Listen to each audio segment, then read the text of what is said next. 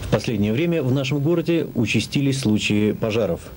Разъяснить, почему это происходит, пожарную обстановку, мы пригласили к нам в студию заместителя начальника отряда военизированной пожарной охраны нашего города Лузина Владимира Николаевича. Владимир Николаевич, какая обстановка с пожарами сложилась в нашем городе на сегодняшний момент? Ну, обстановка с пожарами в городе Нерюнге и районе в последние годы, в общем-то, усложнилась.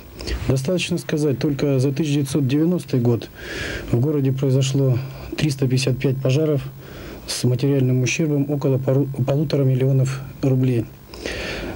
Сложная обстановка складывается и в этом году. Так, например, за первый квартал этого года произошло уже 84 пожара с материальным ущербом 142 тысячи рублей. И что самое печальное, гибнут люди. Вот в этом квартале уже погиб 1 человек. Владимир Николаевич, а чем объяснить вот такой рост пожаров вот именно в это время? Ну, у нас участились рост пожаров в таких поселках, как Чульман. Достаточно сказать, из 84 пожаров 30 приходится на поселок Чульман. Но тут есть и объективные, и субъективные причины. Объективной причиной можно назвать то, что часть, которая охраняет поселок, малочисленная. На пожар выезжают 3 водителя и 2 пожарных, которые фактически не в состоянии потушить крупный пожар. Из крупных пожаров, происшедших в поселке Чульман, это пожар в школе номер 23, где произошел поджог учащимися 5 класса, гараж Су-950 и 8-квартирный жилой дом в первом микрорайоне. А какие вот характерные причины вот можно назвать возникновения пожара? Ну, должен сказать, характерными причинами возникновения пожаров является как в целом по стране, так и не исключение у нас. Это в первую очередь нарушение правил эксплуатации электрооборудования в быту, ветхое состояние электропроводки. На эту причину приходится в пределах 48% пожаров. Детская шалость с огнем около 20%. Поджоги и неустановленные причины около 10%.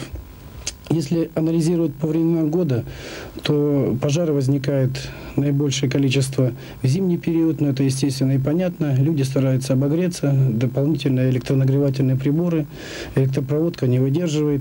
И весенне-летний период, когда учащиеся школ, большую часть находится на улице, задействуют подвалы, чердаки, играются со спичками и увеличивается также пожарная опасность. А вот ответьте на такой вопрос. Какие наказания предусмотрены за нарушение противопожарной безопасности, а также вот за поджоги? У нас существует система государственного пожарного надзора, которая контролирует начало любые, строительства, технико-экономические, обоснования любого объекта, жилого сектора, контролирует в соответствии со строительными нормами и правилами, применяет меры административного взыскания, это наложение штрафов. Ну и имеется, у нас статьи Уголовного кодекса, по которым привлекается за халатность и за поджоги, это статьи 98, 99.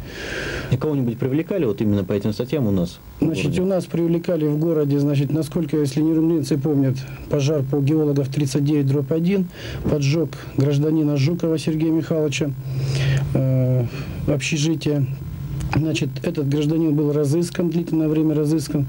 И вот 4 января, состоялся суд. И ему, по статье 149, часть 2, было присуждено 10 лет строгого режима в отбывании колонии строгого режима. Это, я скажу, единственный случай, который был доведен до конца. А в целом за год было возбуждено 27 уголовных дел. И вот единственное дело, которое было доведено до конца. Это эффект, расследования пожаров. Ну что ж, Владимир Николаевич, спасибо за информацию. Я думаю, что она довольно-таки интересная. Впервые наши нерюнгринцы с экранов телевизоров слышат и увидят эту информацию. И я думаю, что в дальнейшем мы договоримся так. Каждую неделю мы будем давать оперативную информацию о состоянии в этом направлении в нашем городе. С большим удовольствием буду выдавать такую информацию для жителей и горожан нашего города. Спасибо. Когда материал сегодняшней программы готовился к выпуску, к нам в редакцию пришло сообщение, что в 6-м микрорайоне Старого города случилось несчастье. От пожара пострадали дети. Наша съемочная группа находится по улице Школьной в Старом Городе, в 6-м микрорайоне. Сегодня утром здесь произошел пожар, взорвался газовый баллон. Вот мы соседей спросим, что здесь случилось? Ну, здесь жила семья, наши друзья. Девушка волнуется, потому что здесь погибло 2 детей. Вот еще соседи стоят. Расскажите, почему могло случиться в нашем городе? Ну, потому что наше начальство, руководство халатно относится к этому, я не знаю. Людям квартиру не давали, прописали ордеры, на квартиру не дали.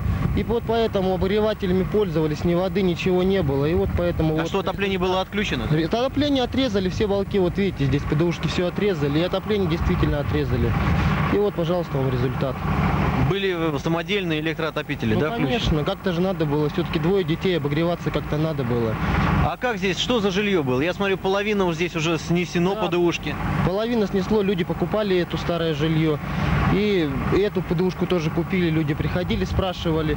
Но они не выселялись, потому что так как жилья им не предоставляли. И вот сносились здесь стены все голые. Ремонтировать ЖЭК отказался, это крышу снесли. И вот, пожалуйста.